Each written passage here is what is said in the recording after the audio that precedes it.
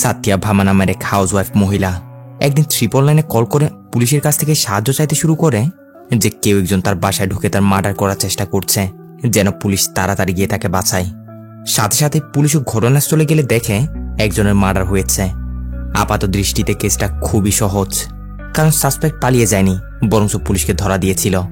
কিন্তু জিজ্ঞাসাবাদ করতে গিয়ে সাসপেক্ট যখন একের পর এক রহস্যের খোলাসা করতে শুরু করে না, তখনই মুহূর্তের মধ্যে সোজা সাপটা দেখতে মার্ডার কেস রূপ নিয়ে নেয়। মাকড়সার জালের মতো পেঁচানো গোলক ধাঁধায় একদিনের ভিতর এমন এমন ঘটনা ঘটে যায়, আর এমনভাবে পুরো ঘটনা প্রেজেন্টেশন করা হয় যা আপনার কল্পনাকেও হার মানাবে। বলছি সদ্য মুক্তি পাওয়া Telugu murder mystery suspense thriller movie শিফাঙ্গি লিওনেস এর কথা। হায়দ্রাবাদ শহর, এই যে বিশাল অ্যাপার্টমেন্টটা দেখছেন, এর নাম হচ্ছে নন্দী অ্যাপার্টমেন্ট।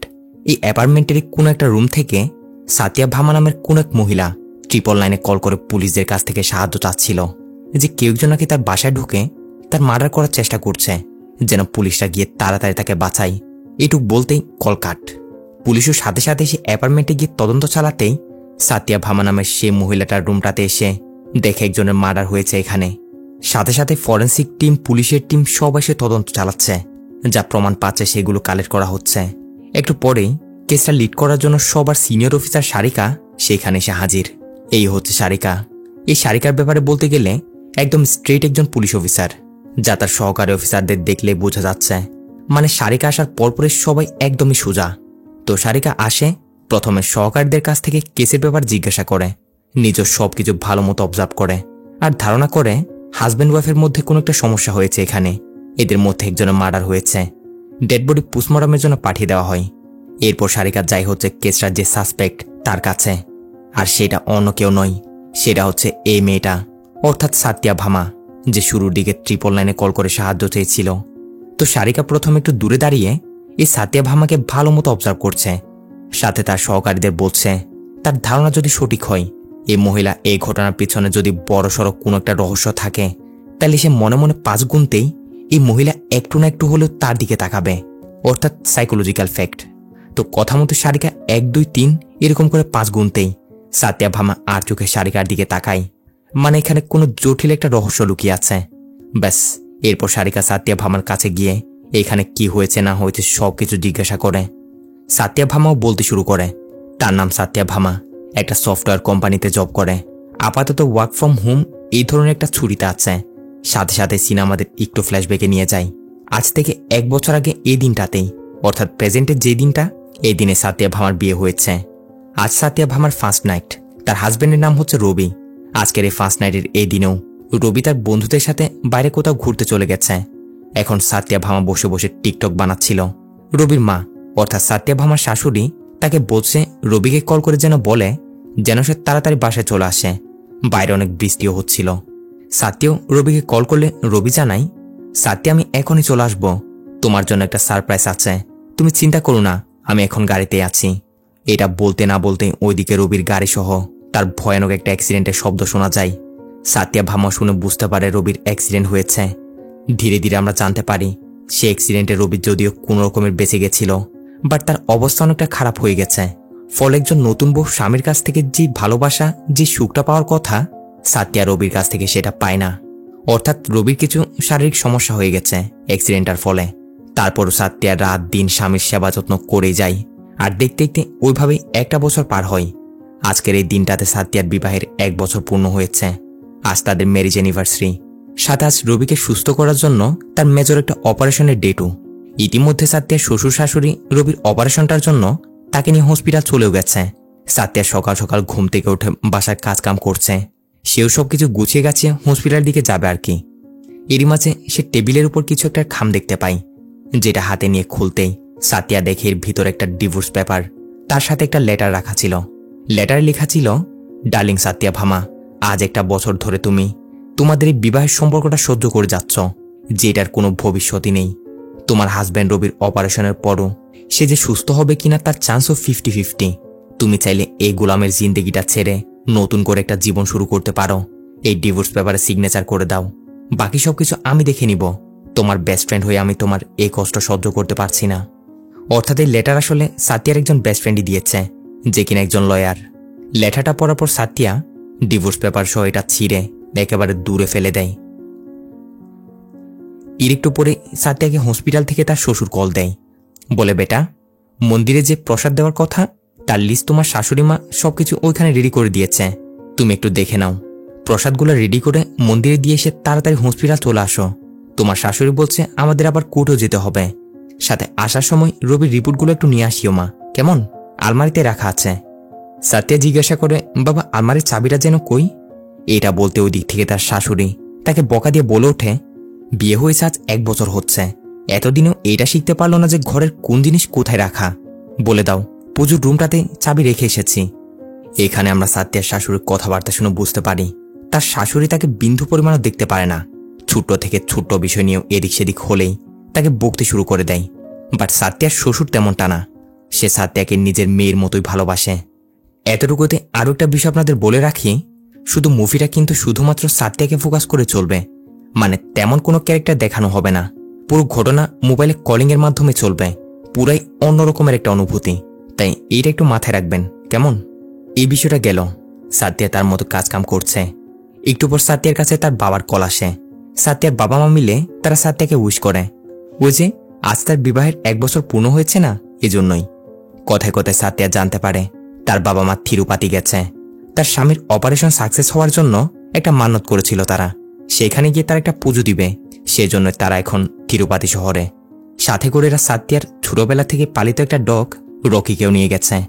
সাতিয়া বিয়ের পর রকিকে তার সাথে আনতে তো চেয়েছিল, কিন্তু তার শাশুড়ির কারণে পারেনি। তো এই সুযোগে সে কলে রকিকে একটু আদর করছে।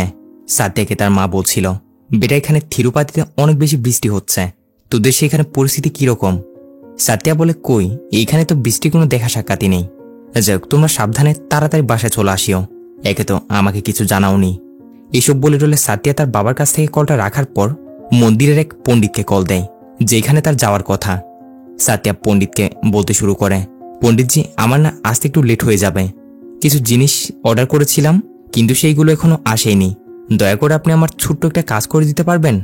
এটা বলতে ওই দিক থেকে পণ্ডিতটা বলে, আমি বুঝতে পেরেছি বেটা, তুমি কি বলতে চাচ্ছ। পুজোর প্রসাদ আমাকে এইখানে রেডি করতে হবে, তাই তো? কোনো সমস্যা নেই, তুমি 13,000 টাকা মতো আমাকে ট্রান্সফার করে দাও, আমি প্রসাদ এইখানে মন্দিরে রেডি করে পুজো দিয়ে বাকি প্রসাদ তোমাকে বাসায় পাঠিয়ে দিব। এরা শুনে সাথে একটু খুশি হয়, তার কাজ একটু কমলো। যাক পণ্ডিতের সাথে কথা বলে কল রাখতেই সাতিয়া যেখানে কাজ করে সেখানে তার একজন কলিগ ফ্রেন্ড তাকে কল করে বলতে শুরু করে, সাতিয়া ম্যানেজার কিরণ সিইউকে তোমার ব্যাপারে কি জানি উল্টাপাল্টা বলছে, তুমি যে ওয়ার্ক ফ্রম হোমে আছো তার লিভ অ্যাপ্লিকেশনটা পাঠাওনি। সাতিয়া বলে, কি বলছো কি এসব, আমি তো 1 সপ্তাহ আগে সেটা মেল করে দিয়েছিলাম। সাতিয়ার কলিগটা বলে, যেটাই হোক তুমি তাড়াতাড়ি ভিডিও কনফারেন্সে জয়েন করে বসের সাথে কথা বলো, তারা ওয়েট করছে। সাথে সাথে সাতিয়াও আলমারি থেকে কুট বের করে ওইভাবে সেকেন্ডের ভিতর রেডি হয়ে ল্যাপটপ ওপেন করে বসের সাথে ভিডিও কনফারেন্সে জয়েন হয়। বস তো বলতে শুরু করে, সাতিয়া তোমার কাছ থেকে আমি এটা আশা করিনি, একজন ইরেসপন্সিবল মেয়ের মতো কোনো রকমের লিভ অ্যাপ্লিকেশন ছাড়াই তুমি কিভাবে ওয়ার্ক ফ্রম হোম ছুটিতে যেতে পারো। এদিকে কতগুলো ক্লায়েন্ট সবাই আমার মাথা খাচ্ছে। সাতিয়া বলে, স্যার কিন্তু আমি তো 1 সপ্তাহ আগেই ম্যানেজার কিরণকে লিভ লেটার সেন্ড করে দিয়েছিলাম। এটা বলে সাতিয়ার সব প্রমাণগুলো দেখায়, যে প্রমাণগুলো দেখে বসও বুঝতে পারে সাতিয়ার কোনো দোষ নেই, বরঞ্চ এই ম্যানেজার কিরণই এখানে বিষয়টা গুরুত্ব দেয়নি। বসের পাশে তখন সে ম্যানেজার কিরণ উপস্থিত ছিল। ব্যাস বসও তাকে আচা মতো ধুয়ে দিচ্ছে, বলছে, কিরণ তোমার ব্যাপারে অলরেডি আমি অনেক কমপ্লেন পেয়েছি, উপর থেকে এখন আবার আরেকটা, এরপর যদি আর কোনো গড়বড় করেছো না তাহলে তুমি তোমার চাকরি হারাবে। যাই হোক সাতিয়া অফিসের এই ঝামেলাটা কোন রকমের সামাল দেয়। এর একটু পরে সাতিয়ার কাছে তার আরেকটা ফ্রেন্ডের কল আসে, যেও কিনা তাকে তার ম্যারেজ ইউনিভার্সিটিতে উইশ করার জন্য কল দিয়েছে। সাতিয়ার এই ফ্রেন্ডটারও কয়েক মাস আগে বিয়ে হয়েছিল। এ সাতিয়াকে বলছিল, সাতিয়া জানিস আমার শ্বশুর শাশুড়ির মতো এত ভালো আর কোনো মানুষই হয় না, আমার শাশুড়ি তো আমাকে নিজের মেয়ের চেয়েও বেশি ভালোবাসে, কোনো কাজকাম করতেই দেয় না, জাস্ট বসে বসে খাই আর একসাথে বসে বসে গল্প করি, মুভি দেখি, কত কি না করি। এইসব শুনে সাতিয়ার একটু খারাপ লাগে।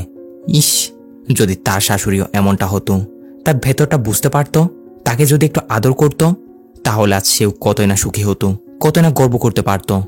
তো সাতিয়া তার বান্ধবীর সাথে এইসব নিয়ে কথাবার্তা বলছিল কি, তখনই তার মোবাইলে এদিকে তার অফিসের ও যে ম্যানেজার কিরণ নামের সেই লোকটা কল করছে। অর্থাৎ একটু আগে যে ম্যানেজার কিরণ সাত্যার কারণে বসের কাছ থেকে বকা শুনল, তো এই কিরণ সাত্যাকে কল করে তাকে বকতে শুরু করে যে তোমার সাহস কিভাবে হয়, আমার নামে বসকে বিচার দিয়েছ। সাত্যা বলে, স্যার আমি আপনাকে অ্যাপ্লিকেশনটা মেল করেছিলাম, সাথে মেসেজও করেছি, আবার কলও করে রেখেছিলাম যাতে পরবর্তীতে কোনো প্রবলেম না হয়। তারপর আপনি এত বড় একটা ইস্যু দাঁড় করিয়ে দিলেন। এখানে কথাবার্তা শুনে আমরা একটা জিনিস বুঝতে পারি, এই ম্যানেজার কিরণ আসলে এক নাম্বারের লুচ্চা লাফাঙ্গা একটা লোক, যে সাত্যার উপর লাড্ডু হয়ে আছে, তাকে সব সময় ব্ল্যাকমেল করে তার সাথে টাইম স্পেন্ড করতে চাই। এমনকি শুধু সাত্যাকেই নয়, আর অনেক মেয়ের সাথে এই কিরণ এরকমটা করছে। তো কিরণ সাত্যাকে বলছে, সাত্যা এতদিনে তুমি আমার ব্যাপারে ধারণা পেয়ে গেছো আমি কি রকমের লোক। যেহেতু জেনে গেছো, তাইলে আমার ইন্টেনশনটা কি সেটাও জেনে নাও। শুধুমাত্র একটা রাত সাত্যা, একটা রাত আমার সাথে কাটাও। বিয়ে হওয়ার পর থেকে এমনিও তোমার স্বামী তোমাকে কোনো সুখ দিতে পারেনি, আমি তোমার সব সুখ পূর্ণ করে দিব সাত্যা। এই রকমের কথাবার্তা শুনে সাত্যার মাথা তো খারাপ হয়ে যায়। এই লুচ্চাকে ধরা আচ্ছা মতো বকতে শুরু করে যে তুমি কি আমার বাজারও মেয়ে পেয়েছ। ম্যানেজার কিরণ সাত্যাকে অনেক রকম করে ব্ল্যাকমেল করার চেষ্টা করছে, বাট সাত্যাও বলে দেয় আমি তোমার এসব হুমকি ধমকিতে জীবনও ধমে যাওয়ার মেয়ে না। কিরণ বলে তুমি ধমবে সাত্যা ভামা, খুব শীঘ্রই ধমবে। আমার অফারে রাজি না হলে দেখে যাও আমি কি জিনিস আর কি কি করতে পারি। বলে কল কাট করে দেয়। যার সাথে সাথে সিনও একটু করে প্রেজেন্ট আসে। এতটুকুতেই পুলিশ অফিসার সারিকার একজন সহকারী তাকে কল করে বলছিল যে ম্যাডাম আমি খোঁজ খবর নিয়েছি, 1 বছর ধরে সাত্যা ভামার স্বামীর ট্রিটমেন্ট চলছে, এটা সত্য। সাথে ম্যানেজার কিরণের ব্যাপারে ইনভেস্টিগেশন চালাচ্ছে। আর হ্যাঁ, সাত্যা ভামা এবং তার শাশুড়ির মধ্যে যে তেমন একটা পড়ে না, এটাও সত্য। সারিকা বলে এই যে বউ শাশুড়ির মধ্যে ঝামেলাটা না, এটা প্রত্যেকটা ঘরে ঘরেই। শালার বউ মন মতো হলে শাশুড়ি মন মতো হয় না, শাশুড়ি মন মতো হলে বউ মন মতো হয় না, এভাবে আর কি জীবন চলছে। এরপর সারিকা আবার সাত্যার কাছে এসে বাকি ঘটনা কন্টিনিউ করতে বলে। সাত্যাও বলতে শুরু করে, সিন আবারও ফ্ল্যাশব্যাকে যায়। একটু পর সাত্যার শ্বশুর কল করেছে। সাত্যার রবি কেমন আছে জিজ্ঞাসা করে। শ্বশুর বলে বেটা ওকে এইমাত্র চেকিং করার জন্য নিয়ে গেল। বাই দ্য ওয়ে তোমাকে উইশ করার জন্য কল করেছি, হ্যাপি অ্যানিভার্সারি বেটা। নাও তোমার শাশুড়ির সাথে একটু কথা বলো, সেও তোমাকে উইশ করবে। সাত্যা অবশ্য মানা করছিল, কারণ সে জানে যে তার শাশুড়ি তাকে উইশ করবে না, উল্টো বকবে। কিন্তু তারপরও সাত্যার শ্বশুর জোরজবস্তি গিয়ে সাত্যার শাশুড়িকে মোবাইলটা দিয়ে সাত্যাকে উইশ করতে বলছে। এটা শুনে সাত্যার শাশুড়ি আবারও খেপে যায়। ম্যারেজ অ্যানিভার্সারি হয়েছে তো কি হয়েছে, কেন করব উইশ? উইশ করলে আমার ছেলে কি আবারও আগের মতো নর্মাল হয়ে যাবে? এই মেয়ের জন্য আজ আমার ছেলের এই অবস্থা। এ আমাদের ঘরে পা রাখার পর থেকেই কোনো না কোনো একটা গড়বড় হয়ে চলেছে। এসব বলতে বলতে সাত্যার শাশুড়ি পুরো হসপিটাল তুলে বসায়। তবে সাত্যার শ্বশুর বলছে শুধু শুধু মেয়েটার উপর দোষ দিও না তো, দোষ আমাদের ছেলেরই। বিয়ের প্রথম রাতে এইভাবে কোন ছেলে বাইরে ঘুরতে যায় শুনি? এসব নিয়ে এদিকে দুজনের মধ্যে তুমুল কথা কাটাকাটি চলছে, যেগুলো শুনে সাত্যা তো অনেক কষ্ট পায়। অভিমান করে বাসার সব জিনিসপত্র এদিক সেদিক ছুটতে শুরু করে। তার শাশুড়ি যেটা যেটা করতে মানা করেছিল সে রেগে মেগে তার উল্টোটাই করছে, সাথে আবার রাগের সাথে নানা রকমের অঙ্গভঙ্গিও করছিল। একটু পর শান্ত হয়, তখনই সাত্যার কাছে তার ওই লয়ার বেস্ট ফ্রেন্ড মেয়েটার কল আসে। মনে আছে যে তার জন্য ডিভোর্স লেটার পাঠিয়েছিল? তো এ সাত্যাকে বলছে, সাত্যা ঠিক টাইমে কোর্টে চলে আসিও। এখানে ঘটনা হচ্ছে সাত্যার স্বামীর যে অ্যাক্সিডেন্ট করেছে না, সাত্যারা তার উপর কেস করেছিল, বিশেষ করে তার শাশুড়ি। তো আজকে সেই কেসটার হেয়ারিং। যে ছেলেটা অ্যাক্সিডেন্ট করেছিল অনেক গরিব পরিবারের একটা ছেলে। অনেকবার সাত্যার শাশুড়িকে ছেলেটার মা বাবা অনেক রিকোয়েস্ট করেছিল কেস তুলে নেওয়ার জন্য, কিন্তু তারপরও সাত্যার শাশুড়ি কেস তুলবে না। তো কথায় কথায় সাত্যা তার বেস্ট ফ্রেন্ডকে বলছে আমি ঠিকমতো কোর্টে পৌঁছে যাব, আগে এইটা বল তুই আমাকে কিছু বলতে ভুলে যাচ্ছিস না তো? সাত্যার বান্ধবীটা ওই দিক থেকে বলে, না সাত্যা আমি ভুলে যাইনি, আজ তোর ম্যারেজ অ্যানিভার্সারি, কিন্তু আমি তোকে উইশ করব না। হ্যাপি অ্যানিভার্সারি বললেই যে তোর লাইফ হ্যাপি হয়ে যাবে তেমনটা না। আমি জানি বিয়ের পর থেকে আজ পর্যন্ত আমার বেস্ট ফ্রেন্ড কিরকম কষ্টের মধ্যে দিন পার করছে। আমি তোর এই পরিস্থিতি সহ্য করতে পারছি না সাত্যা, এই জন্য ডিভোর্স পেপার পাঠিয়েছিলাম। একবার ভালো করে ভেবে দেখ, সামনে এখনো অনেক জীবন পড়ে আছে তোর, আবার সবকিছু নতুন করে শুরু কর। কলেজ লাইফের সময় অর্জুন তোকে কিরকম পাগলের মতো ভালোবাসত, আমার ধারণা অর্জুন তোকে এখনো ততটুকুই ভালোবাসে, যার কারণে তো এখনো সে বিয়ে করেনি। আমি জানি না তোদের মধ্যে তখন কি হয়েছিল যে তোরা যোগাযোগ করা বন্ধ করে দিয়েছিলি। অর্জুনের নাম্বারটা আমি তোকে সেন্ড করব, তার সাথে একবার কথা বলে তো দেখ, তোর জন্য ভালো হবে। এসব কিছু বলে টলে কলটা রাখতেই সাতিয়ার মাথায় তার বান্ধবীর কথাগুলো ঘুরপাক খেতে শুরু করে। কিরকম একটা দিন পার করেছিল সাতিয়া, সেগুলো তার মনে পড়ছে। সাথে সাথে সাতিয়ার কাছে আবারও একটা কল আসে। যেটা করেছে ও যে সাতিয়ার স্বামী রবির যে অ্যাক্সিডেন্ট করেছে না, সেই ছেলেটার মা। কেস তুলে নেওয়ার জন্য সাতিয়ার শাশুড়িকে অনেক রিকোয়েস্ট করার পরও যখন কাজ হয়নি, তাই তারা এখন সাতিয়ার সাথে কন্ট্যাক্ট করে তাকে রিকোয়েস্ট করছে। বলছে, বেটা, আমাদের পরিস্থিতি একদমই খারাপ। তোমার স্বামীর অ্যাক্সিডেন্ট আমার ছেলে জেনে বুঝে করেনি। কেসটা এবার তুলে নাও না বেটা। সাতিয়া অবশ্য বলে যে, দেখুন, আমি আমার শাশুড়ির কথার বাইরে যেতে পারবো না। আপনি আমার শাশুড়ির সাথে কথা বলুন। মহিলাটা বলে, বেটা, অমনটা বলিও না দয়া করে। তুমি আমাদের শেষ ভরসা। আমার ছেলে যদি জেনে বুঝে ওই দিন অ্যাক্সিডেন্টটা করতো, তাহলে সে অ্যাক্সিডেন্ট করে পালিয়ে যেতে পারত, কিন্তু সে এরকমটা করেনি। তোমার স্বামীকে নিয়ে গিয়ে হসপিটালে ভর্তি করেছে। বেটা, দেখো, আজকে শেষ সুযোগ। তুমি যদি চাও তাইলে আমাদের ছেলে রেহাই পাবে। এভাবে মহিলাটা সাতিয়াকে রিকোয়েস্ট করায় সাতিয়াও বিষয়টা বুঝতে পারে যে আসলেই তো এ ছেলের তো এখানে কোনো দোষ নেই। এজন্য কল রেখে সাতিয়ার সাথে সাথে ল্যাপটপ ওপেন করে তার ওই লয়ার বেস্ট ফ্রেন্ডটাকে একটা মেল পাঠিয়ে জানিয়ে দেয় যে সে কেসটা তুলে নিতে চায়। আর মেলটা পাঠানোর পরেই সাতিয়া নিজেকে অনেকটা হ্যাপি ফিল করে, যেন সে একটা নির্দোষের জীবন বাঁচালো। ঠিক তখনই তার মোবাইলে একটা মেসেজ আসে তার ওই লয়ার বেস্ট ফ্রেন্ড মেয়েটার। একটু আগে কলেজ সাতিয়াকে বলেছে না, কলেজ লাইফের সাতিয়ার সেই বয়ফ্রেন্ড অর্জুনের নাম্বারটা পাঠাবে। অর্জুনের সেই নাম্বারটা পাঠিয়েছে, সাথে লিখেছে, প্লিজ সাতিয়া, একবার তার সাথে কথা বল, মন হালকা হবে। অর্জুনের নাম্বার দেখে তার কথা মনে পড়তেই সাতিয়ার হাসি ভরা মুখ আবারও চোখের জলে ভরে যায়। অনেক ভাবনা চিন্তা করার পর অর্জুনের নাম্বারটা ডায়াল করে তাকে কল দেয়। রিং হওয়ার সাথে সাথে অর্জুন কল রিসিভ করে। ওই দিক থেকে বলে, সাতিয়া ভামা, কেমন আছো? অর্থাৎ অর্জুনের কাছে সাতিয়ার নাম্বার ছিল, কিন্তু তারপরও সে কোনোদিনও তাকে ডিস্টার্ব করেনি। সাতিয়া বলে, আমি ঠিক আছি অর্জুন, তোমার কি খবর? অর্জুন বলে, এই তো সাতিয়া, যেরকম তুমি রেখে গেছিলে, তুমি না বললেও আমি কিন্তু জানি তুমি কিরকম আছো। সাতিয়া বলে, এইসব কিছু তোমার জন্য হয়েছে অর্জুন। আমাকে পাগলের মতো ভালোবাসলে, আমার পিছনে ঘোরাঘুরি করলে, আমাকে প্রপোজ করলে। তোমার এত এত ভালোবাসা দেখে আমি তোমাকে পছন্দ করতে শুরু করেছিলাম, কিন্তু যখন বাসায় আমাদের সম্পর্কের কথা বলার টাইম এলো, তখন তুমি সেটা না করে গায়েব হয়ে গেলে। অর্জুন বলে, সাতিয়া, আমি ওই দিনই বাসায় এসে আমার পরিবারকে তোমার ব্যাপারে বলেছিলাম। এই বিষয়টা তারা কেউই মেনে নেয়নি, যেটা নিয়ে আমার বাবার সাথে আমার অনেক ঝগড়া হয়। আমাকে ঘর থেকেও বের করে দেয়। মন অনেকটাই খারাপ ছিল সেই দিন। কিভাবে তোমাকে মুখ দেখাতাম, কি জবাব দিতাম তোমায়, যার জন্য তোমায় কয়েকদিন ইগনোর করেছিলাম। কিন্তু যতক্ষণ আমি এই কষ্ট থেকে রিকভার হই, ততক্ষণে জানতে পারি তোমার অন্য কোথাও বিয়ে ঠিক হয়ে গেছে। আমি আর তোমার রাস্তায় এসে বাধা হয়ে দাঁড়াতে চাইনি সাতিয়া, তোমাকে কষ্ট দিতে চাইনি। এভাবে দুজন একজন একজনকে এইসবই বলছে।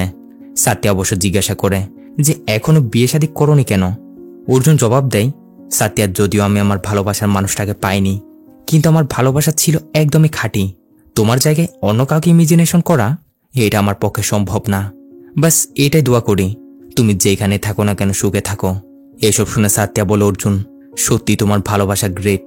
তুমি একবারের জন্য আমায় কোনোদিনও কন্ট্যাক্ট করে ডিস্টার্ব করার চেষ্টাও করোনি। সত্যি তুমি গ্রেট। অর্জুনও বলে, সাতিয়ার যে কোনো প্রয়োজন নেই, আমি সবসময় একজন ওয়েল উইশার হয়ে তোমার সাথে আছি। এভাবে এসব কথাবার্তা বলে কলটা রেখে সাতিয়া একটু রিল্যাক্স হয়ে শুয়ে থাকে। ঠিক তখনই আবার আসে সাতিয়ার শাশুড়ির কল। কল ধরতে সাতিয়াকে আচ্ছা মতো বকতে শুরু করে দেয়। বলে, হসপিটালের লোকজন আজব আজব এগুলো কি বলা বলি করছে। রবির অপারেশন নাকি হবে না, তুমি এখনো অপারেশনের টাকাগুলো পে করোনি। এইখানে ঘটনা হচ্ছে, সাতিয়া তার কোম্পানিতে ইন্স্যুরেন্স অ্যাপ্লাই করেছিল, যাতে ইন্স্যুরেন্সের সেই টাকাগুলো দিয়ে রবির অপারেশনটা করতে পারে। প্রায় 10-12 লাখ টাকার প্রয়োজন ছিল। সব টাকা এতদিনে জমা হয়ে যাওয়ারই কথা, বাট এখনো হয়নি কেন? কি গড়বড় হয়েছে সেটা দেখার জন্য সাতিয়া তার শাশুড়ির কলটা রেখে অনেকজনের সাথে যোগাযোগ করার ট্রাই করে, অনেককেই কল করে, ব্যাপার কি সেটা জানতে চাই। আর এখান থেকে সাতিয়া জানতে পারে তার ইন্স্যুরেন্স অ্যাপ্লাই অফিসের তরফ থেকে কনফার্ম হলেও ইন্স্যুরেন্সের যে চেকটা সেটা নাকি কেউ বাঁচ করে দিয়েছে, অর্থাৎ হোল্ড করে দিয়েছে। সাতিয়া বোঝে যায় এটা কার কাজ। এটা অন্য কারো কাজ না, এটা ওই যে অফিসের যে লুচ্চা লাফাঙ্কা ম্যানেজার কিরণ আছে না, তারই কাজ। বিষয়টা তার হাতে ছিল। সাতিয়াকে ধমাবে বলে চ্যালেঞ্জ করেছিল না, এজন্য আর কি এরকমটা করেছে। সাথে সাথে সাতিয়া সে ম্যানেজার কিরণকে কল দেয়। কল রিসিভ করে কিরণ বলতে শুরু করে, আমি জানতাম সাতিয়া ভামা, তুমি আমায় নিশ্চিত কল করবেই। আমি বলেছিলাম তোমায় আমাকে তোমার প্রয়োজন হবেই। দেখলে তো, এখন আমি ছাড়া তোমার আর কোনো উপায় নেই। আমার সামনে তোমাকে ঝুঁকতেই হবে। আমার অফারে রাজি হয়ে যাও, তাহলেই তুমি তোমার স্বামীর অপারেশন করতে পারবে। সাত্যা কিরণকে চ্যালেঞ্জ করে বলে, তুমি কি মনে করেছো আমরা মেয়েরা কি এতটাই সহজ? আমিও তোমায় চ্যালেঞ্জ করলাম, তুমি যত যাই করো না কেন, আমি আমার হাজবেন্ডের অপারেশন করবই। আর এইটাই হবে তোমার পরাজয়। দেখা যাবে তুমি এ সাত্যা ভামাকে কতটুকু ধমিয়ে রাখতে পারো। এইভাবে দুজনের মধ্যে অনেকক্ষণ ধরে কথার একটা লড়াই চলে। সিন একটু করে প্রেজেন্টে আসে। সারিকার টিম মেম্বার তাকে কল করে বলছিল, ম্যাডামে কিরণের ব্যাপারে আমি খোঁজ নিয়েছি, তার একটা ফ্যামিলি আছে। আর খোঁজ নিয়ে জানতে পারলাম এ অনেক বড় একজন উমেনাইজার। তবে আশ্চর্যের বিষয় হচ্ছে কোনো মেয়ে আজ পর্যন্ত তার ব্যাপারে একটা কমপ্লেনও পর্যন্ত করেনি। সারিকা বলে, কমপ্লেন দিবে বা কেমনে? মেয়েরা কত বাধা বিপত্তি পাড়ি দিয়ে বাইরে জব করার জন্য আসে। ফ্যামিলি প্রবলেম, স্বামীর প্রবলেম, আত্মীয় স্বজনদের খোঁচাখুচি, এর উপর যদি আবার এরকম নরপশুদের কারণে এসব সামনে আসে, তাইলে তাদের বাসা থেকে বের হওয়াই তো একেবারে বন্ধ হয়ে যাবে। এজন্য কেউ কমপ্লেন দেয় না। এসব বলে টলে সারিকা আবার সাত্যের কাছে গিয়ে বাকি স্টোরি কন্টিনিউ করতে বলে। সিন আবার একটু পিছনে। সাত্যের বাবা তাকে কল করে বলছিল, মা একটু আগে তোমার শাশুড়ির কাছে কল করেছিলাম, কথাবার্তা শুনে মনে তো হচ্ছে অনেকটা রেগে আছেন। কি হয়েছে, কোনো সমস্যা? সাত্যা তার বাবাকে বলে, বাবা এরকম সমস্যা, রবির অপারেশনের জন্য ইন্স্যুরেন্স ক্লেম করেছিলাম, কিন্তু চেকটা বাউন্স হয়ে গেছে, হসপিটালে বিল দিতে পারছি না এখন। এটা শুনে সাত্যের বাবা তাকে সান্ত্বনা দেয় যে, বেটা টেনশন করিস না, আমার কাছে অল্প স্বল্প কিছু টাকা আছে, আমি বাসায় গিয়ে তোকে সেগুলো ট্রান্সফার করব। সাত্যা বলে, বাবা এগুলো দিয়ে কিছুই হবে না, আমি ব্যাংক থেকে লোন নিতে পারি কিনা দেখি। বলে সাত্যা তার পরিচিত এক ব্যাংকে কল দেয়। কল দিয়ে লোনের জন্য অ্যাপ্লাই করার চেষ্টা করে, বাট কিছু ডকুমেন্টেশনের কারণে সাত্যা এতগুলো টাকা লোনের জন্য এলিজিবল হয় না। এর পরপরই হসপিটাল থেকে সাত্যার পরিচিত একজন ডক্টর তাই কল করে। বলে, সাত্যা আমি শুনলাম তোমার যে টাকা জমা দেওয়ার কথা, চেকটা নাকি বাউন্স হয়ে গেছে, সব মিলিয়ে টোটাল 13 লাখ টাকার মতো প্রয়োজন হবে। তুমি এই সময়ের মধ্যে এতগুলো টাকা অ্যারেঞ্জ করতে পারবে তো? সাত্যা বলে, আমি ট্রাই করছি ডক্টর। ডক্টরটা বলে, দেখো সাত্যা, শুধুমাত্র রবির অপারেশনের জন্যই ফরেন থেকে স্পেশাল ডক্টর এসেছে, মাত্র একদিনের জন্যই। আর তাছাড়া তুমি তো জানোই এটা প্রাইভেট হসপিটাল, বিল পে হওয়ার পরে তারা অপারেশন শুরু করবে। যদি এই ডক্টরটা চলে যায় না, তাহলে জানি না আবার আনতে পারবো কিনা। সো তাড়াতাড়ি কোনো একটা ব্যবস্থা করো। এখন ডক্টর যে সাত্যের সাথে কথা বলছে, সেটা ওইদিকে হসপিটালে সাত্যের শাশুড়ি নোটিস করতে পেরে ডক্টর থেকে মোবাইলটা নিয়ে সাত্যকে আবারও বকতে শুরু করে দেয় যে, তুমি বারবার আমার কল কাট করে দিচ্ছ। এবার শুনেছ ডক্টর কি বলছে? অপারেশন হবে না আমার ছেলের, সে আর সুস্থ হবেই না, তোমার উপর ভরসা করাটাই আমার সবচেয়ে বড় ভুল ছিল। এই কথাগুলো শুনে সাত্যের মাথা আরো খারাপ হয়ে যায়। নিজেকে নিজে চ্যালেঞ্জ করে যেভাবেই হোক অপারেশনের টাকা সে জোগাড় করবেই। সাথে সাথে ল্যাপটপ ওপেন করে একটা হোয়াটসঅ্যাপ গ্রুপ খুলে এর নাম দেয় emergency help for husband treatment.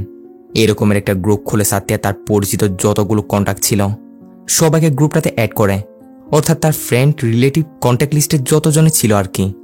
গ্রুপে একটা মেসেজের মাধ্যমে সে সবার কাছ থেকে হেল্প চাই। যেহেতু সবাই সাথে কোনো না কোনোভাবে পরিচিত ছিল, তাই সবার সাথে সাথে মেসেজটা দেখে যে যত টাকায় পারছিল সাত্যের অ্যাকাউন্টে সেগুলো পাঠিয়ে তাকে সাহায্য করছে। এটা হতে না হতে তখনই আবার ওই ম্যানেজার কিরণ সাত্যকে কল দেয়। আবারও সে সাত্যকে উল্টাপাল্টা বলতে শুরু করে, আরে রে সাত্যা, তুমি দেখি এখন ভিক্ষা করতে শুরু করে দিয়েছ। এত সুন্দর একটা অফার দিয়েছিলাম আমি তোমায়, ভিক্ষা করে কত টাকা এবার জমা করতে পারবে? আমার অফারটা তোমার জন্য এখনো খোলা আছে, জাস্ট একটা রাত মাত্র আমার সাথে হোটেলে চলে আসো, টাকা নিয়ে তোমার কোনো টেনশন করতে হবে না। এসব শুনে সাত্যা এই কিরণের বাচ্চাকে আবারও আচ্ছা মতো ধুয়ে দেয়, ইচ্ছা মতো বকে কলটা কাট করে দেয়। এরপর ভাবতে থাকে এই দুনিয়া কতটা স্বার্থপর। কোনো একটা মেয়ে সমস্যার মধ্যে পড়লে কিছু হিংস্র নরপশু এই সুযোগেরই অপেক্ষায় থাকে যে কিভাবে তার ফয়দা ওঠানো যায়। এসব নিয়ে ভাবছিল কি তখনই সাত্যকে তার শাশুড়ি কল দেয়। এবার আরো কড়াভাবে বকতে শুরু করে যে, আমি মানা করার পরও তুমি কোন সাহসে আমার ছেলের অ্যাক্সিডেন্ট গাড়ির কেসটা তুলে নিয়েছ? ওই মহিলাটা হসপিটালে এসে আমার মুখের উপর তর্ক করছে আমার ছেলে নাকি আমার ছেলের বই বেশি ভালো। সাত্যকে তার শাশুড়ি এসব বলে বলে কান ছালাফালা করছে। সাত্যা তেমন একটা কান না দিয়ে তার কাজ করে যায়। মন্দিরের ওই পণ্ডিত কথা মতো পুজো দিয়ে প্রসাদ রেডি করে সেগুলো পাঠিয়েও দিয়েছে। সাত্যের দরজা খুলে সেগুলো নেই, ভিতরে নিয়ে এসে সেগুলো ঠিকঠাক করে। এরপর পরে সাত্যের ওই লয়ার বেস্ট ফ্রেন্ড মেয়েটা সাত্যকে বলতে শুরু করে, অর্জুনের নাম্বারটা সেন্ড করেছিলাম তোমায়, তার সাথে কথা হয়েছে? সাত্যা বলে, এখন এইটা জিজ্ঞাসা করার সময়? তুমি কি গ্রুপে আমার মেসেজটা দেখোনি? তার ফ্রেন্ড বলে, হ্যাঁ দেখেছি, আমার কাছে বর্তমানে 2 লাখ টাকার মতো ক্যাশ আছে, আমি সেগুলো রেখেছি তোমার জন্য। এরই মাঝে হসপিটাল থেকে আবারও কল আসে সাত্যা পরিচিত সেই ডক্টরটার। বলতে শুরু করে, সাত্যা তোমার সমস্যার ব্যাপারে আমি আমাদের হসপিটালের এমডিকে জানিয়েছি, উনি তোমার সমস্যার ব্যাপারে শুনে বলেছে তুমি যেন তার সাথে একটু কন্ট্যাক্ট করো। আমি নাম্বারটা তোমায় সেন্ড করছি, এক্ষুনি একটু যোগাযোগ করো। বলেই সাথিয়াকে হসপিটালের এমডি নাম্বারটা সেন্ড করে। সাথিয়া খুশি হয়ে তাড়াতাড়ি এমডিকে কল দেয়। পরিচয় দিতে এমডি সাথিয়াকে চিনতে পারে। বলে, হ্যাঁ সাথিয়া ভামা, আমি তোমার সমস্যার কথা শুনেছি। কোনো চিন্তা নেই, তুমি আপাতত অর্ধেক টাকা হলেও পে করে অপারেশনটা শুরু করিয়ে নাও। বাকি টাকা অপারেশনের পর দিলেও চলবে। এটা শুনে সাথিয়া একটু স্বস্তির নিঃশ্বাস ফেলে, কারণ অলরেডি অর্ধেক টাকা সে জোগাড় করেও ফেলেছে। বন্ধুবান্ধব আর নিজের কাছে যেগুলো ছিল সব মিলিয়ে আর কি। হসপিটাল এমডির সাথে কথা বলে কল রাখতেই সাথিয়াকে তার বাবা কল দেয়।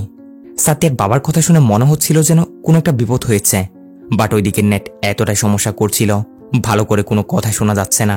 সাথিয়ার বাবা তাকে কিছু একটা বলার চেষ্টা করছে। ওই মুহূর্তে ধুম করে বাসায় এত দূরে কিছু একটা ফোটার শব্দ হয়। সাথিয়ার সাথে সাথে বেহুশ হয়ে বিছানায় পড়ে যায়। হাত থেকে পানির কাঁচের বোতলটাও নিচে পড়ে ভেঙে গেছে। মোবাইলেরও সেম অবস্থা। একটু পরে সাথিয়ার হুঁশ আসে। বিছানা থেকে নিচে ফ্লোরে পা রাখতেই কাঁচের বোতলটার ভাঙা টুকরোতে পা পড়তেই সাথিয়ার পা কেটে যায়।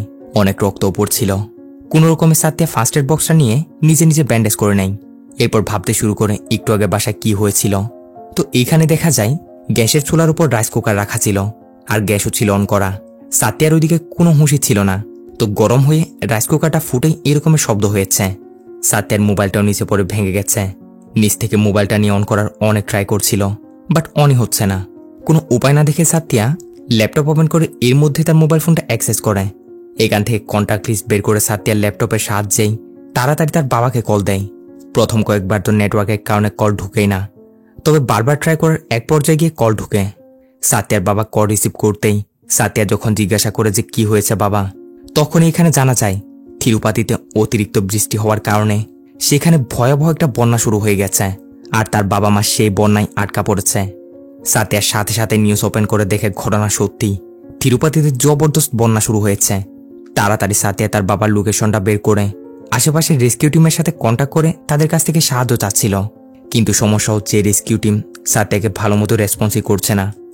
সাথিয়া তার বাবা মাকে কল করে সান্ত্বনা দিচ্ছে, তোমরা কোনো টেনশন করো না, আমি কোনো না কোনো একটা রাস্তা বের করে নিব, তোমাদের উদ্ধার করবই। এরপর কি করা যায় অনেকক্ষণ ভাবনা চিন্তা করার পর সাথিয়ার কিছু একটা মনে পড়ে। পুরনো একটা ডায়েরি থেকে কেউ একজন একটা নাম্বার বের করে সেই নাম্বারে কল দেয়। আসলে এটা ছিল তার চাচা, যাদের বাসা কিনা তিরুপাতির আশেপাশেই। কিন্তু আরেকটা সমস্যা হচ্ছে অনেক বছর ধরেই কোনো একটা বিষয় নিয়ে সাথিয়ার বাবা এবং তার চাচার মধ্যে ঝগড়া চলছিল। সাথিয়া তার চাচাটাকে কল করে তার পরিচয় দিতেই এরা সাথিয়াকে আচ্ছা মতো কথা শুনিয়ে দেয় যে এখানে কেন কল করেছ। সাথিয়া অনেক করে তাদের বোঝানোর চেষ্টা করে যে তার মা বাবা সেখানে তিরুপাতিতে বিপদে পড়েছে, তাদের সেখান থেকে উদ্ধার করতে। বাট সাথিয়ার চাচি তো এদিকে সাথিয়ার গলা শুনে পুরো বাসা একেবারে তুলে বসাচ্ছে যে তোমার বাপ মা এত বছর আমাদের সাথে কোনো সম্পর্ক রাখেনি, এখন বিপদে পড়ে আমাদের কথা মনে পড়ছে। তোমার বাপ মা মরলে মরুক, আমাদের এইখানে যেন আর কোনো কল না আসে বলে দিলাম। এভাবে এদিকে সাথিয়ার চাচা চাচি তার কান তো খাচ্ছেই, উপর থেকে আবার সাথিয়ার শাশুড়ি হসপিটাল থেকে বারবার তাকে কল দিচ্ছে। সাথিয়া কল কাট করে দেয়। এরপর তার শ্বশুরকে কল করে বলে যে বাবা এরকম সমস্যা হয়ে গেছে, মা বাবা তিরুপাতিতে বন্যায় আটকা পড়েছে। শাশুড়িকে একটু বুঝিয়ে বলো রবির অপারেশনের টাকার ব্যবস্থা হয়ে গেছে, তার অপারেশন হবে। বলে সাথিয়া তার শ্বশুরের কাছ থেকে কল রাখতেই সাথিয়ার ওই লুচ্চা ম্যানেজার কিরণ তাকে আবারও কল দিয়ে ডিস্টার্ব করতে শুরু করে। এবার তো সে একেবারে হাত পার করে ফেলেছে। কিছু খারাপ কাপড়ের ফটো পাঠিয়ে বলছে এইগুলো থেকে যেটা তোমার পছন্দ হবে সাথিয়া, ওইটা পরে হোটেলে চলে আসো বেবি, আমি তোমার অপেক্ষায় আছি, আমার আর তর্স হচ্ছে না। এবার সাথিয়া কিরণকে বকের ওই কল কাট করে দেয়। এর সাথে সাথিয়া আর সহ্য করতে না পেরে এবার এই কিরণ তাকে যেসব খারাপ মেসেজ পাঠিয়ে ডিস্টার্ব করছিল সবকিছু সাথিয়া এই কিরণের ফ্যামিলির কাছে সেন্ড করে দেয়, মানে তার ওয়াইফের কাছে। এরই সাথে সিন আবার একটু করে প্রেজেন্ট আসে। সাথিয়ার কাহিনী শুনে সারিকার মাথা চক্কর দিতে শুরু করেছে যে একদিনে একটা মেয়ের সাথে এত কিছু হয়ে গেল। একদিকে স্বামীর অপারেশন, একদিকে মা বাবা বন্যায় আটকা পড়েছে, একদিকে শাশুড়ির প্রেশার, উপর থেকে আবার এই বদমাস ম্যানেজার কিরণের ব্ল্যাকমেল। যাই হোক, সারিকা সাথিয়াকে আবারও কন্টিনিউ করতে বলে। সিন আবারও একটু পিছনে। সাথিয়া একটু পর তার বাবাকে কল করলে বাবা বলে বেটা তোমার মা অনেক দুর্বল হয়ে পড়েছে, ঠিক মতো কথাই বলতে পারছে না। এইখানে সাথিয়া তার বাবার সাথে কথা বলার সময় সেখানে একটা ছেলের আওয়াজ শুনতে পায়, যার বাইকটা কিনা বন্যার পানিতে ভেসে চলে যাচ্ছিল। তাই ছেলেটা চিৎকার চেঁচামেচি করছে। ছেলেটা সাথিয়ার বাবাদের আশেপাশেই ছিল। সাথিয়া তার বাবাকে বলে যে বাবা একটু করে মোবাইলটা ওই ছেলেটাকে দাও দেখি, আমি তার সাথে কথা বলি। কথা মতো সাথিয়ার বাবা ছেলেটাকে মোবাইলটা দিলে সাথিয়া তার নাম জিজ্ঞাসা করে। ছেলেটা বলে তার নাম বিজয়। সাথিয়া বিজয়কে রিকোয়েস্ট করতে শুরু করে, ভাই আমার মায়ের ডায়াবেটিকের রোগ আছে, কোনো একটা পাশের হসপিটালে নিয়ে যাওয়ার ব্যবস্থা করে দাও, দয়া করে তাদের একটু সাহায্য করো। আমি তোমাকে কথা দিচ্ছি, তোমাকে আমি নতুন একটা বাইক কিনে দিব। এরই মাঝে বিজয় নামের সে ছেলেটা বলে, ম্যাডাম আপনার বাবার মোবাইলে দেখি চার্জ শেষ হয়ে এসেছে, সিগন্যাল দিচ্ছে, এক কাজ করুন, আপনি তাড়াতাড়ি আমার নাম্বারটা লিখে নিন। বলে বিজয় সাথিয়াকে তার নাম্বারটা বলতে শুরু করলে। এক এক করে সবগুলো নাম্বার বলার পর যখন শুধুমাত্র শেষের একটা নাম্বারই বাকি ছিল, ঠিক ওই মুহূর্তে এসে সাথিয়ার বাবার মোবাইলটা অফ হয়ে যায়। হয়ে গেল আরেক সমস্যা। এবার সাথিয়া যোগাযোগ করবে কিভাবে? শুধুমাত্র লাস্টের একটা সংখ্যায় বাকি ছিল। সাথিয়া অনেক ভাবনা চিন্তা করে বুদ্ধি কাটিয়ে শেষ সংখ্যাটা আন্তাজে একটা ডায়াল করে দেয়। আর আন্তাজে এটা বসে কল দিতেই লাকিলি কলটা বরাবর বিজয় নামের সেই ব্যক্তিটার কাছে যায়। বিজয় কল রিসিভ করে বলে, ম্যাডাম আপনার মায়ের অবস্থা অনেক খারাপ দেখছি, আমি তাদের এখান থেকে বের করার চেষ্টা চালাচ্ছি, কিন্তু এখানে চারদিকে শুধু পানি আর পানি। সাথিয়া তার ল্যাপটপের সাহায্যে লোকেশন দেখে দেখে বিজয়কে বলছে, এরকম এরকম আপনাদের আশেপাশে একটা হসপিটাল রয়েছে, আপনি তাড়াতাড়ি ওনাদের একটু সেখানে নিয়ে যাওয়ার চেষ্টা করুন। বিজয় কথা মতো সেটাই করছে। এরই মাঝে সাথিয়ার শাশুড়ি আবারও সাথিয়াকে বারবার কল দিতে শুরু করে। কল রিসিভ করলে বকতে শুরু করে, অপারেশনের টাকা কবে জমা করবে শুনি? ডক্টররা সবাই চলে যাওয়ার পর। সাথিয়া তার শাশুড়িকে বোঝানোর ট্রাই করে যে তার বাবা মা একটা বিপদে পড়েছে আর অপারেশনের টাকা অলরেডি জোগাড় হয়ে গেছে, আমি আমার ফ্রেন্ডকে টাকা নিয়ে সেখানে পাঠাচ্ছি, দয়া করে আর একটু ধৈর্য ধরুন। কথা মতো সাথিয়া তার ওই লয়ার বেস্ট ফ্রেন্ডটাকে কল করে তার সমস্যার কথা বলে। তার অ্যাকাউন্টে টাকাগুলো সেন্ড করে তাকে সেগুলো নিয়ে গিয়ে হসপিটালে জমা করে দিতে বলে। সাথিয়ার ফ্রেন্ডটাও বলে, কোনো সমস্যা নেই, তুই নিশ্চিন্তে থাক, আঙ্কেল আন্টিকে বাঁচা, এই দিকটা আমি দেখে নিব। তো এত কিছু এইসব তো চলছেই। এদিকে সাথিয়াদের মা বাবা সেখানে বিজয় নামের সেই লোকটাও তখন লাইনে ছিল। তখনই বিজয় সাথিয়াকে একটা ব্যাড নিউজ শোনায়। সাথিয়ার যে পালিত ডগ রকি ছিল না, যাকে তার মা বাবা সাথে করে নিয়ে গেছিল, রকিরও নাকি অনেক খারাপ অবস্থা, মনে হচ্ছে নাকি তাকে আর বাঁচানো যাবে না। এইটা শুনে সাথিয়ার অনেক বেশি মন খারাপ হয়ে যায়। শেষবারের মতো রকিকে একটু আদর করে নেয়। ওইদিকে সাথিয়ার বান্ধবী টাকা নিয়ে হসপিটাল পৌঁছালে জানতে পারে অলরেডি সাথিয়ার স্বামীর অপারেশনের সবগুলো টাকায় নাকি কেউজন পে করে দিয়েছে, তাও আবার পুরো 13 লাখ টাকা। শুনে সাথিয়া তো শকড, এতগুলো টাকা কে পে করলো, তাও আবার তাকে কিছু না বলে। সাথিয়া রিসিপশনে কল করে জিজ্ঞাসা করলে জানতে পারে যে এতগুলো টাকা পে করেছে সে অন্য কেউ নয়, সাথিয়ার কলেজের ওই এক্স বয়ফ্রেন্ড অর্জুন, যে সাথিয়াকে প্রমিস করেছিল সব সময় তার বিপদ আপদে তার পাশে এসে দাঁড়াবে, তার একজন ওয়েল উইশার হয়ে। এগুলো জানতে পেরে সাথিয়া তো একদমই চুপ হয়ে যায়। অর্জুন তখন হসপিটালে এক জায়গায় বসেছিল। অর্জুন সাথিয়ার সাথে কথা বলতে শুরু করে। সাথিয়া অর্জুনকে কল দিলে অর্জুন সাথিয়াকে বলতে শুরু করে, সাথিয়া তুমি তোমার সমস্যার কথা আমাকে বলো আর না বলো, আমি তোমায় কথা দিয়েছি না, ছায়ার মতো সবসময় তোমার সাথে আছি। অর্জুনের কাছ থেকে এই খুশির খবরটা পাওয়ার পাশাপাশি বিজয় সাথিয়াকে কল করে আরও একটা খুশির সংবাদ দিতে শুরু করে যে ম্যাডাম আপনার বাবা মাকে সেফলি হসপিটাল পৌঁছে দিয়েছি, আর চিন্তা করার কোনো বিষয় নেই, কিন্তু আফসোস রকিকে বাঁচাতে পারলাম না ম্যাডাম, এই জন্য একটু খারাপ লাগছে। আমি এখন বাসায় চলে এসেছি, আর কোনো সাহায্য লাগলে অবশ্যই জানাবেন। এইসবের মাঝে আবার সাথিয়ার ও চাচাটা যারা তিরুপাতিতে থাকে, সে সাথিয়াকে কল করে বলছে, বেটা সরি, তখন তোমার সাথে একটু খারাপ ব্যবহার করে ফেলেছি, আমি আমার ভুল বুঝতে পেরেছি বেটা, এনে আমার ছেলে তোর ভাইয়ের সাথে কথা বল, সে এইমাত্র বাসায় আসলো, সে তোর বাবা মাকে বাঁচিয়ে সেফলি নিয়ে আসবে, কোনো চিন্তা নেই। বলে তার চাচাটা মোবাইলটা তার ছেলেকে দিতেই এখানে ইন্টারেস্টিং একটা ঘটনা ঘটে যায়, যেটা হচ্ছে সাথিয়ার চাচার ছেলে অন্য কেউ নয়। সাথিয়ার চাচার ছেলে হচ্ছে সেই বিজয়ী যে একটু আগে অলরেডি সাথিয়ার বাবা মাকে সাহায্য করে এসেছে, অর্থাৎ উপরওয়ালার কারিশমা, জানাও জানাই নিজের আপনের হাত ধরেই সাহায্য হয়ে গেছে। যাই হোক, সাথিয়ার সাথে তার চাচা চাচি ভালোভাবে কথাবার্তা বলে তার কাছ থেকে ক্ষমা চেয়ে নেয়। সাথে এটাও বলে, বেটা তুমি কোনো চিন্তা করো না, আমরা যাচ্ছি তোমার মা বাবাকে আমাদের কাছে নিয়ে আসতে, তাদের দায়িত্ব এখন আমাদের উপরে ছেড়ে দাও। সাথিয়ার টেনশন এবার একটু হালকা হলো। রেডি সেডি হয়ে হসপিটালের দিকে যাওয়ার জন্য বেরোচ্ছিল কি, তখনই আবারও সাথিয়ার অফিস থেকে তার ওই কুলিক ফ্রেন্ডটা কল করে বলতে শুরু করে, সাথিয়া একটু আগেই অফিসে ম্যানেজার কিরণের ওয়াইফ এসে সবার সামনে তাকে জুতা পিটা করে গেছে, কিরণ তো অনেক পরিমাণে রেগে মেগে বের হয়েছে, এটা বলে বলে যে তোমাকে নাকি শেষ করে ফেলবে, তোমাকে সাবধান করার জন্য কল দিয়েছি, সাবধানে থেকো। এই কিরণের বিশ্বাস নেই। সাথিয়ার কুলিকটাকে এসব বলতে না বলতেই হসপিটাল থেকে অর্জুন কল দিয়ে সাথিয়াকে বলতে শুরু করে, সাথিয়া আজব একটা লোক হসপিটালে এসে তোমার নামে চিৎকার করে করে উল্টাপাল্টা কি জানে কিসব বলছে, তোমার শাশুড়ির সাথে ঝগড়া করছে, লোকটা কে? সাথিয়া অর্জুনকে সবকিছু বলে যে লোকটা তার ম্যানেজার কিরণ, অনেকদিন যাবতই তাকে ডিস্টার্ব করছে। অর্জুন বলে, সাথিয়া আমি কি দেখে নিব তাকে? সাতিয়া অর্জুনকে মানা করে দে যে অর্জুন না, তুমি এসব ঝামেলায় জড়িও না। অর্জুন কি করে এই কিরণ সাতিয়ার শাশুড়িকে যা কিছু বলছিল লাউড স্পিকার দিয়ে সাতিয়াকে সবকিছু শোনাচ্ছে। কিরণ সাতিয়ার শাশুড়িকে এসে জোরে জোরে চিৎকার করে করে বলছিল, আপনার ছেলের বউ একজন বচ্চলন মেয়ে, অফিসের অনেকগুলো ছেলের সাথে তার চক্কর চলছে। এসব ব্যাপারে আপনারা খোঁজখবর রাখেন কি? মানে সাতিয়া কিরণের ওয়াইফকে সব সত্যি বলে দেওয়াই কিরণ ও সাতিয়ার নাম খারাপ করে তার প্রতিশোধ নেওয়ার জন্যই তার শাশুড়িকে সেই সব বলছে। বাট এখানে চলে আসা আরও ইন্টারেস্টিং একটা টুইস্ট। কিরণের কাছ থেকে এইসব শুনে সাতিয়ার শাশুড়ি তো উল্টো কিরণের উপরে রেগে যায়। আগ পিস কোনো কিছু না ভেবেই আগে কিরণকে খোঁসে একটা থাপড় লাগিয়ে দেয়। তারপর বলতে শুরু করে, তুই আমাকে কার নামে কি বলছিস? সাতিয়া ভামা শুধু আমার ছেলের বউ না, সে আমার নিজের মেয়ের চেয়েও বেশি। আমি জানি আমার মেয়ে কেমন, তোর মতো পুরুষ কেন। সাক্ষাৎ ভগবান এসে যদি সাতিয়ার নামে খারাপ কিছু বলে না, তারপরও আমি বিশ্বাস করব না। এইসব বলে টলে সাতিয়ার শাশুড়ি কিরণের বাচ্চাকে আচ্ছা মতো ধুয়ে দিয়ে সেখান থেকে বিদায় করে। আর শাশুড়ির এরকমের কথাগুলো শুনে এবার সাতিয়ার তো গর্বে তার বুকটা ফেটে যায়। মানে তার শাশুড়ি তাকে এতটাই ভরসা করে যা কল্পনার বাইরে। সাতিয়ার শাশুড়ি তাকে বলতে শুরু করে, বেটা, এতদিন আমি ইচ্ছা করে তোমাকে কথা শুনিয়েছি, তোমার সাথে খারাপ বিহেভ করছি, কারণ আমি চেয়েছিলাম তুমি এখান থেকে চলে গিয়ে নতুন করে জীবন শুরু করো।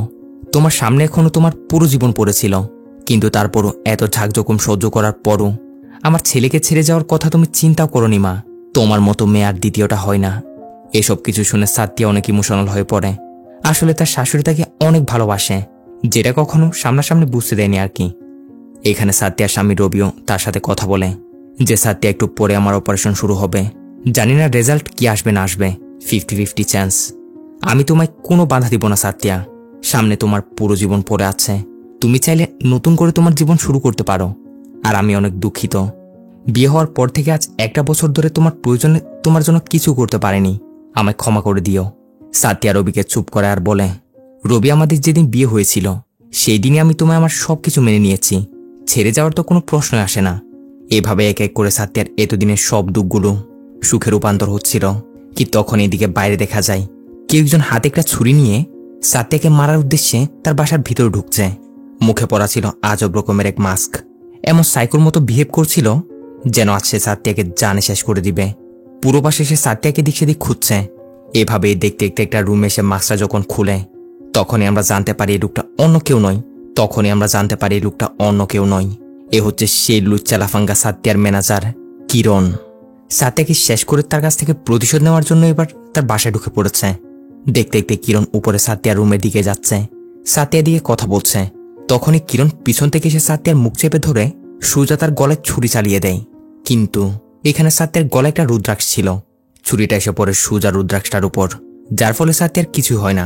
সাতিয়া কোন রকম বেঁচে কিরণকে ধাক্কা দিয়ে এখান থেকে পালানোর চেষ্টা করে, বাট কিরণ তাকে কিছুতে পালাতে দিবে না। কিরণ সাতিয়াকে ধরে অনেক মারধর করে, তার সাথে জোর জবরদস্তি করার চেষ্টা করছে। আর এভাবে হস্তাদস্তি করতে করতে তারা বাসার ভিতর মন্দিরের ওই রুমটাতেও চলে যায়। আর এখানে এসে ঘটে যায় সেই অনাকাঙ্ক্ষিত ঘটনাটা, অর্থাৎ সাতিয়া নিজেকে বাঁচানোর জন্য কিরণকে ধাক্কা দেওয়ার সাথে সাথেই কিরণ সোজা গিয়ে সুচালো কিছু একটার উপর পড়ে, আর সেইটা তার পেট দিয়ে ঢুকে জায়গায় শেষ। এইটুকুতে এসে আমরা জানতে পারি মুভি শুরু বাসার মধ্যে সেই মারাটা অন্য কারো নয়, বরঞ্চ কিরণেরই হয়েছে, অর্থাৎ অ্যাক্সিডেন্টলি হয়েছে আর কি। বেশ, এভাবে সাতিয়া যা কিছু হয়েছিল সবকিছু সারিকাদের খুলে বলে। আর এত সবকিছু শোনার পর সারিকাও এই সিদ্ধান্তেই যায় সাতিয়া ভামা আসলে জেনে বুঝে এটা করেনি, এইটা পুরোপুরি একটা অ্যাক্সিডেন্ট, তাই হোপফুলি তার কোনো সমস্যা হবে না। এইসব বলে টলে সারিকা যখন এখান থেকে বেরিয়ে যাচ্ছিল তখনই তার মাথায় কিছু একটা আসতেই ক্যামেরা সাতিয়ার উপর নিয়ে যাওয়া হয়। আর এইখানে তার এক্সপ্রেশন দেখে আমরা জানতে পারি কিরণ আসলে হস্তাদস্তির ফলে অ্যাক্সিডেন্টালি পরে মারা যায়নি, বরঞ্চ এখানে দেখা যায় সাতিয়া কারাটে জানত। সে ইচ্ছে করে কিরণকে মারতে মারতে তার অবস্থা খারাপ করে জেনে বুঝে তার পেট দিয়ে ওই সুচালু জিনিসটা ঢুকিয়ে তাকে হত্যা করে। কারণ এমনিতেও কিরণ আসলে কোনো ভালো লোক ছিল না, সাতিয়ার মতো অনেক মেয়ের জীবন সে নষ্ট করেছে, তাই তার জন্য এতটুকু শাস্তি তো প্রাপ্যই। এটা মনে করে সাতিয়া তাকে শেষ করে দেয়। তারপর 999 কল দিয়ে এই নাটকটাই সাজায় যে কিরণ তার উপর হামলা করতে এসে অ্যাক্সিডেন্টালি মারা গেছে। সারিকারও ব্যাপারটা বুঝতে তেমন একটা সময় লাগে না, কিন্তু দেখা যায় সে সাতিয়া ভামাকে এই বিষয়ে কিছু বলে না। অর্থাৎ সারিকাও ধরে নিয়েছে এই কিরণের মতো একজন ম্যানেজারের সাথে যা কিছু হয়েছে সেটা ভালো হয়েছে। সারিকা তার সহকারীদের বলে দেয় যেন এরকম করে রিপোর্টটা তৈরি করে যে এখানে যা কিছু হয়েছে সেগুলো অ্যাক্সিডেন্টালি হয়েছে, সাতিয়া ভামার এতে কোনো দোষ নেই। আর এভাবে হ্যাপিলি আজকের এই মুভিটা এখানে শেষ হয়। হ্যাপিলি বললাম এই কারণেই যে যদিও প্রথম দিকে সাত্যাকে অনেক কিছু সহ্য তো করতে হয়েছে, তারপরও শেষে গিয়ে তার সাথে যা কিছু হয়েছে সবকিছু ভালোই হয়েছে। এমনকি এক এক করে তার কাছে অনেকগুলো খুশির সংবাদও আসলো। কলেজ লাইফের সেই পুরনো বয়ফ্রেন্ড অর্জুনের সাথে বন্ধুত্বের একটা সম্পর্ক তৈরি হলো, তার চাচার সাথেও সম্পর্কটা ভালো হলো, আবার সব বাধা বিপত্তি পার দিয়ে তার স্বামী রবির অপারেশনটা শুরু হলো। তো আজকের এই মুভি আপনাদের কেমন লেগেছে তা কমেন্ট করে অবশ্যই জানিয়ে দিবেন। সাথে ভিডিওতে লাইক এবং ভিডিও শেয়ার করে দিয়ে চ্যানেল সাবস্ক্রাইব করতে একদমই ভুলবেন না যেন। দেখা হবে পরবর্তী ভিডিওতে। ততক্ষণে ভালো থাকবেন, সুস্থ থাকবেন। Tata, bye bye.